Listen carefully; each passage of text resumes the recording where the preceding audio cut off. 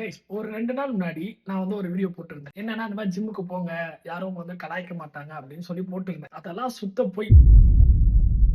ஏன்னு பாத்தீங்கன்னா நான் வந்து இன்னைக்கு ஜிம்முக்கு போயிருந்தேன். அப்ப பாத்தீங்கன்னா நான் வந்து இந்த டிஷர்ட் தான் போட்டிருந்தேன். அப்ப என்ன பார்த்துட்டு ஒருத்தன் வந்து சொன்னா, bro stop wearing like this t-shirt. If you have big body you can wear like this. But if you have small body just stop it அப்படின்ட்டான்.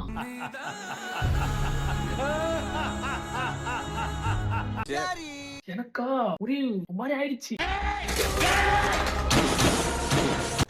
அந்த இடத்துல நம்ம சும்மா போயிடக்கூடாது, இதெல்லாம் சொல்லிடணும் அவனை, நோஸ் கட் பண்ணும் அப்படின்னு தோணுச்சு. நான் என்ன பண்ணிட்டேன், டக்குன்னு சொல்லிட்டேன், bro actually I'm not wearing this t-shirt for others, okay actually I'm wearing this t-shirt for myself. whenever I see the mirror I feel very proud because only I know how far I came here, okay அப்படின்னு சொன்னோன்னே பையன் மூஞ்ச பார்க்கணுமே அப்படியே சுருங்கிடுச்சு அப்படியே.